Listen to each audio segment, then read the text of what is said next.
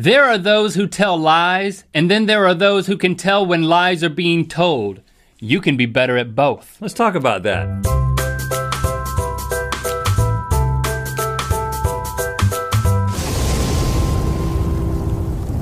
Good mythical morning. Thank you for joining us today. Today could change your life. Why? Because you're a liar. Liars! Liars! We're all liars! I always tell the truth. I'm like Honest Abe. No, you're not. Even if you're a truthful person, you'll tell white lies every now and again. It's a proven fact. Now that's racist. Everybody lies on a daily basis. It's just a fact of life. It's a fact of our culture, sadly. Yep. The human condition. Lies are rewarded. Now, what I want to do is I want to take us through 8 tips to be able to tell when someone is lying. Or to be able to be a better liar. Exactly. It's your choice how you want to apply this knowledge, but either way, you should be taking notes. So I got 8 of these things. I think we can interact with these a little bit, you know? You being serious now? You telling the truth, or are you lying, making this up? How would you know? I don't know. I haven't been trained yet. Tip number 1, a liar will look you in the eyes too much. Really? You're not really interested. You're lying because you're maintaining eye contact. No, this is so interesting. And now, it is interesting. Work with me here. Just don't keep staring at me like that because it makes me uncomfortable, which is a different video entirely. Okay. How to make Link uncomfortable. Yeah.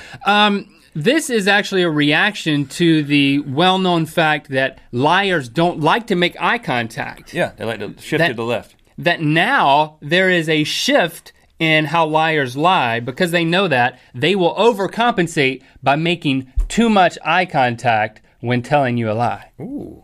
Pretty interesting, huh? Little feedback loop. Tip number 2, a liar will use formal language over informal. Instead of saying, I didn't take your cookies, you'll say, I did not take your cookies. Yeah, I don't use contractions when I'm lying. Nobody does. I do not use contractions when I am lying. I just lied. I get it. Okay, so, but you weren't lying, you were just being funny.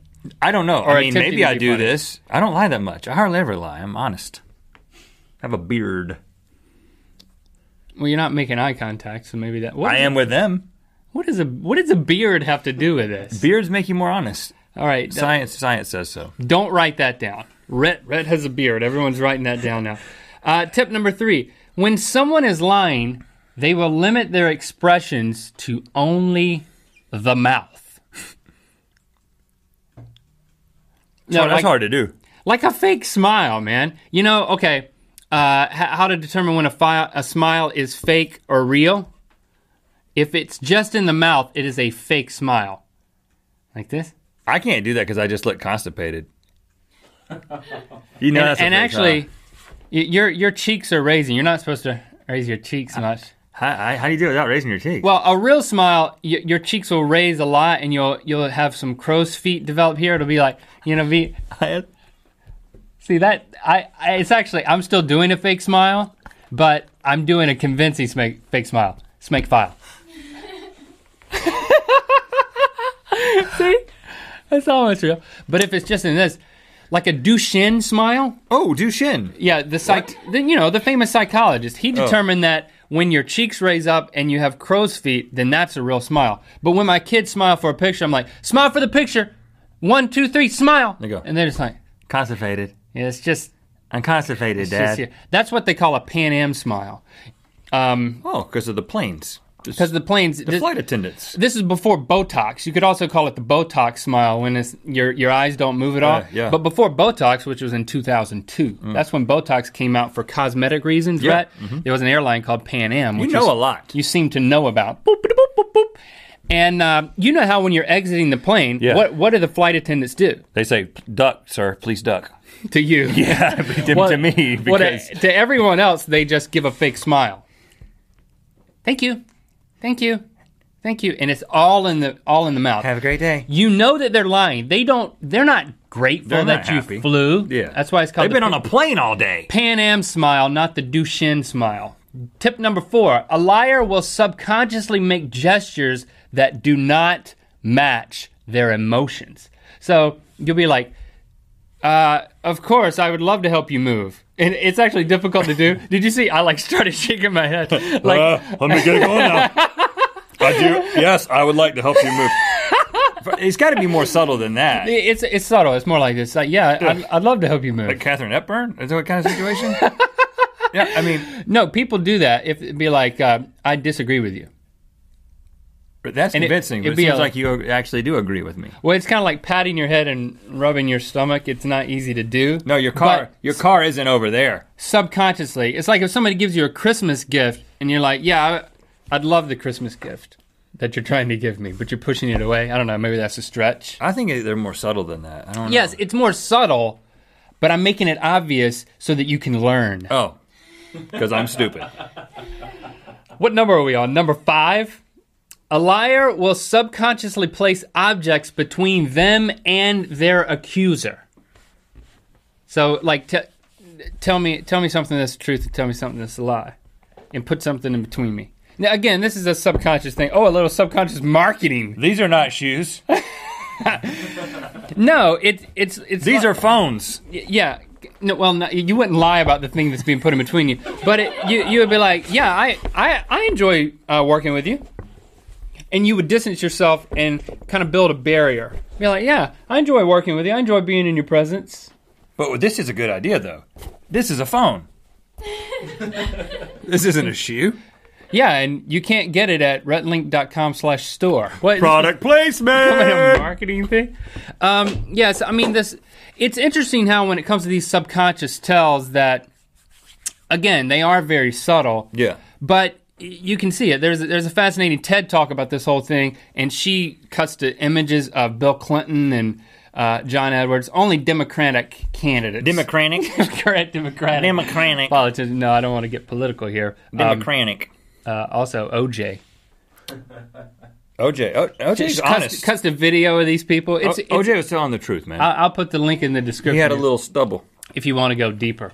What are we on now? Number 6, a liar will use your words of a question to make an answer. So if I'm like, did you steal my last cookie? No, I did not steal your last cookie. Right. See, you're lying. Otherwise, you would have just said, nah. Right. Or, Or you would just say, yeah. Yeah, I did. And that would just be the truth, Yep. Which is a different thing. Number 7, liars like to add unnecessary details into their statements. It's another technique of overcompensating. You know you're lying, so you might as well try to throw in too many details to convince people. Why would I know so much if I was telling a lie? Right, I forgot to put deodorant under my left arm when I wasn't stealing your car. And finally, liars are horrible at telling their stories backwards. You know, people tend to rehearse their stories, their alibis. But then especially if you do it over time, like not all at once, but you ask them, well, if they're lying about where they ended up, they're going to start at the beginning. Well, you can start at the end. Ask them about that and then slowly move backwards to the story, and it will just blow their minds. Yeah, because they've invented it. They've invented the story. It didn't really happen, so they've invented it in one order. Recreate it. Right. So you're accessing it in a different way. Okay, well, let's see how good you are at this. I do not have a sheet of paper folded up in my pocket that says, "The key to happiness is a warm puppy," with a picture of a puppy that I drew in the year 1958. Well, you didn't. There's nothing in between us. You lost eye contact there for a minute. I'd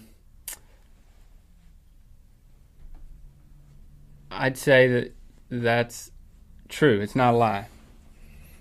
Only one way to tell.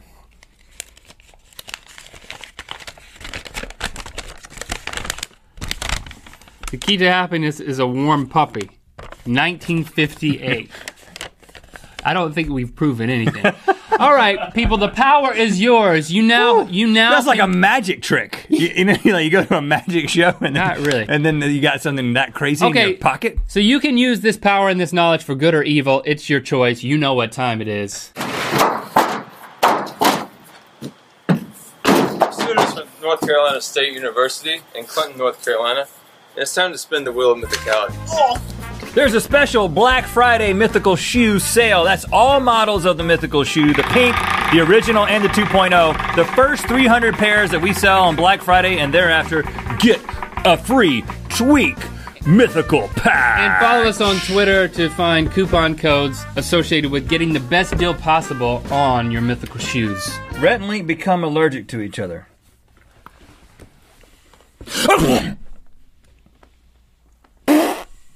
I'm swelling up. I think it has something to do with either you or the fact that my voice is lower or the fact that I'm puffing out my cheeks. I'm going to call 911. Can't breathe. My Sounds throat's closing. Sounds like the ocean. So, if we start getting secret knowledge, I'm not going to be your buddy anymore. If we start getting secret knowledge, I'm not going to be your buddy anymore. That would be hurtful if it didn't sound so stupid.